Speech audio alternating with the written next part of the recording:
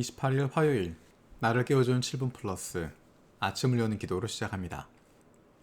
살아계신 하나님 아버지, 오늘 아침에도 우리의 눈을 뜨게 하시고 새로운 하루를 시작하게 하심을 감사드립니다.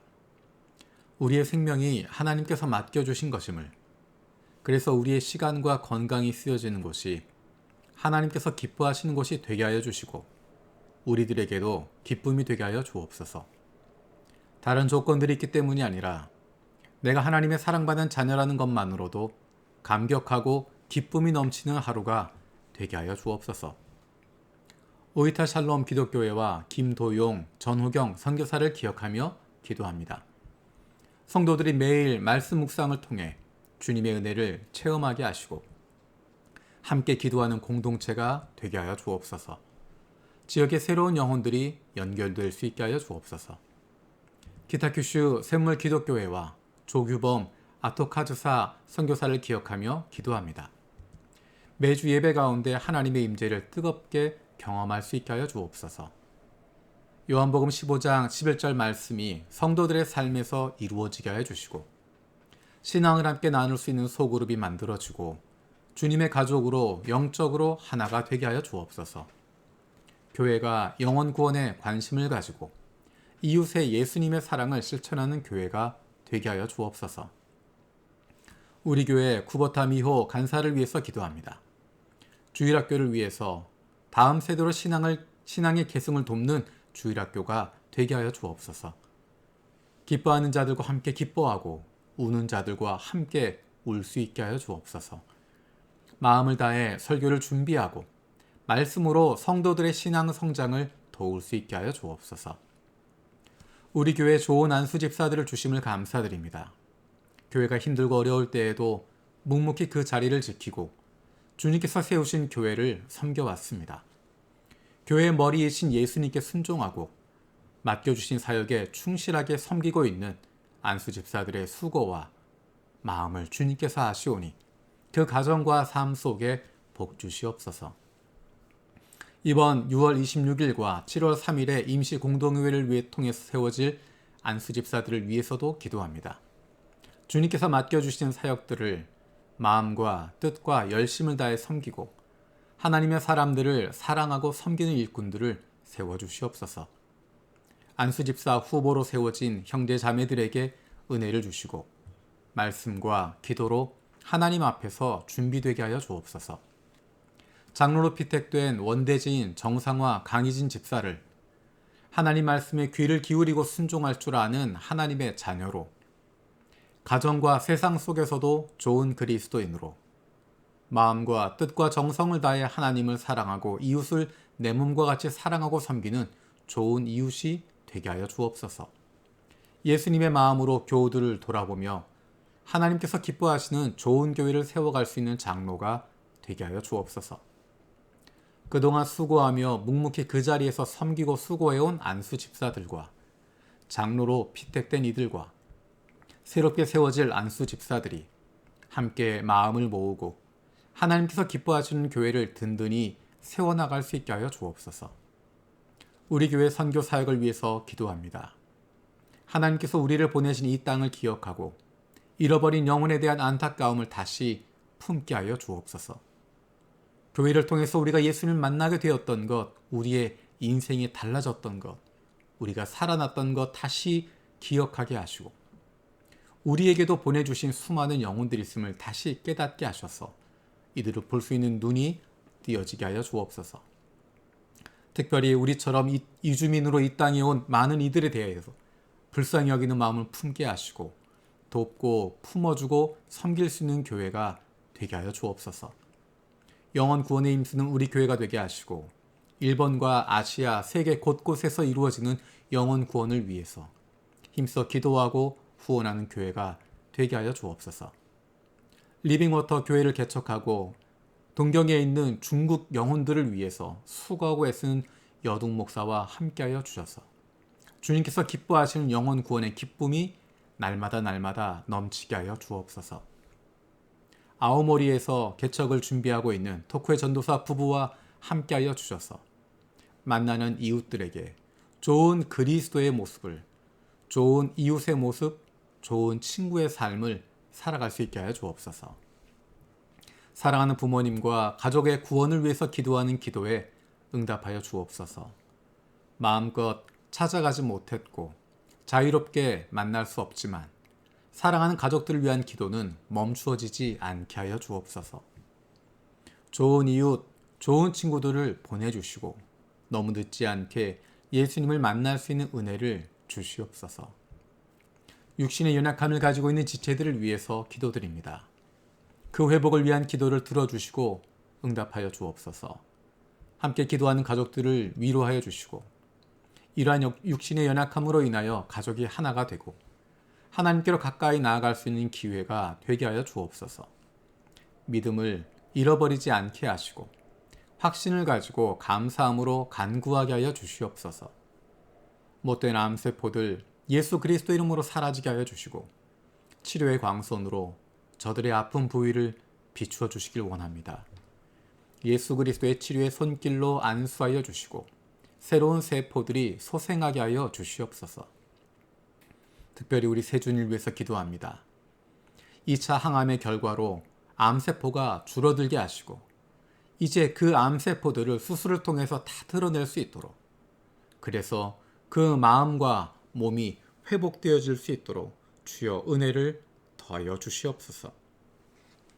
오늘도 우리를 향하신 하나님의 음성을 듣게 하시고 그 말씀 앞에 결단하고 순종하며 살아가기를 원합니다. 말씀을 듣고도 행하지 않는 삶이 아니라 주님 말씀대로 실천하며 살아갈 수 있는 하나님의 백성들이 되게 하여 주옵소서.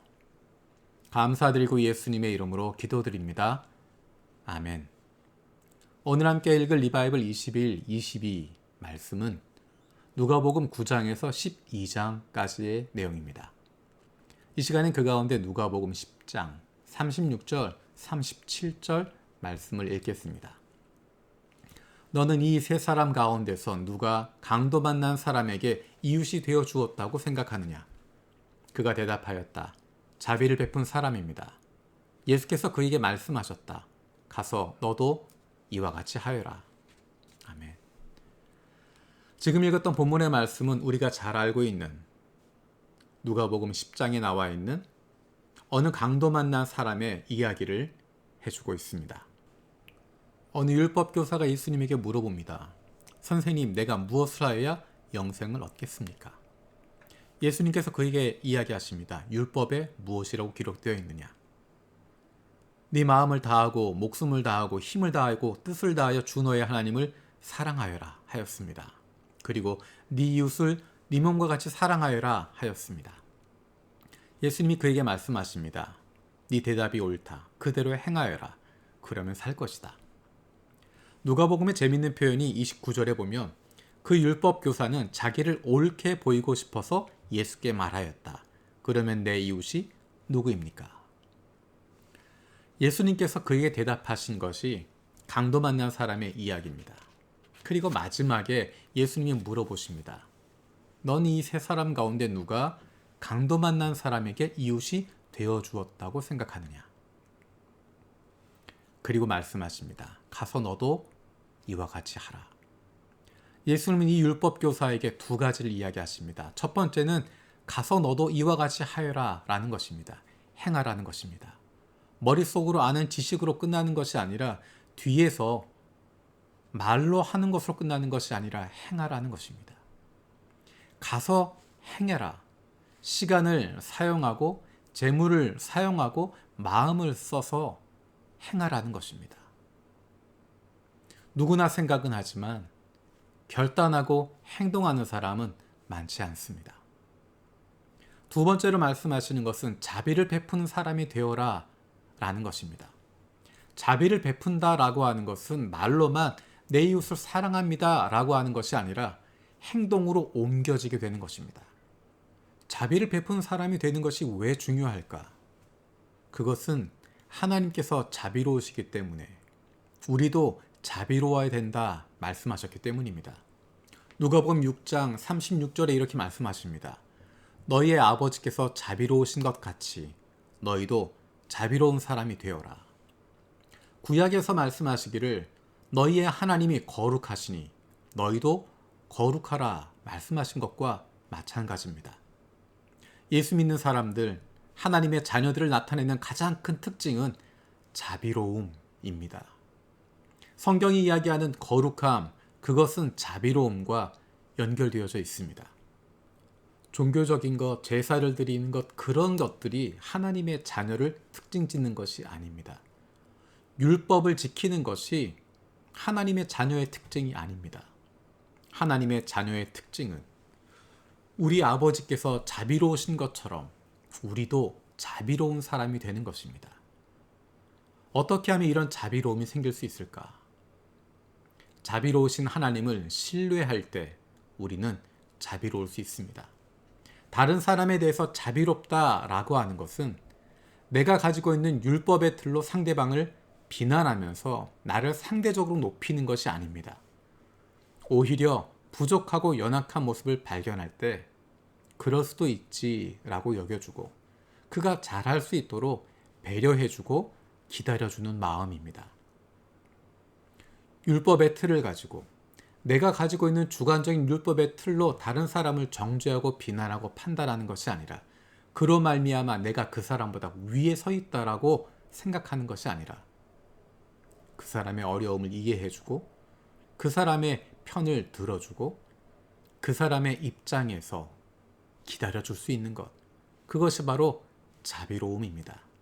그리고 그 자비로움은 머릿속으로 끝나는 것이 아니라 생각으로 끝나는 것이 아니라 그래 잘 살아야 된다 라는 말로 끝나는 것이 아니라 강도 만난 사람을 도운 사마리아 사람처럼 자비로운 마음을 가지고 다가가고 자기가 가지고 있는 물질을 사용하고 자기에게 소중한 시간도 사용하고 자기의 마음을 쏟아붓는 것입니다. 누구나 불쌍하다고 여길 수 있고 누구나 측은하게 여길 수 있습니다. 하지만 하나님의 자녀들은 그렇게 측은하게 여기고 불쌍히 여기는 것으로 끝나는 것이 아니라 다가가서 손을 내밀고 움직이고 행동하고 내 것을 희생할 줄 아는 사람들, 그것이 바로 자비로우신 하나님을 닮아가는 하나님의 자녀들의 모습입니다. 왜냐하면 하나님은 그 자비로우심으로 그 불쌍히 여기심으로 우리를 위해서 모든 것을 버리시고 그 아들을 십자가에 내어주신 분이시기 때문입니다. 우리는 그 하나님의 자비하심으로 생명을 얻은 존재들이기 때문에 우리도 나 자신에게도 자비로울 뿐만 아니라 다른 이들에게도 자비로울 수 있는 사람들, 그 사람이 바로 하나님 아버지의 사랑받는 자녀들의 모습입니다. 주님께서 가르쳐 주신 기도로 마치겠습니다. 하늘에 계신 우리 아버지여, 이름이 거룩히 여김을 받으시오며 나라가 임하시오며 뜻이 하늘에서 이루어진 것 같이 땅에서도 이루어지이다. 오늘 우리에게 일용할 양식을 주시옵고 우리가 우리에게 죄 지은 자를 사하여 준 것 같이 우리 죄를 사하여 주시옵고 우리를 시험에 들게 하지 마시옵고 다만 악에서 구하시옵소서. 나라와 권세와 영광이 아버지께 영원히 있사옵나이다. 아멘.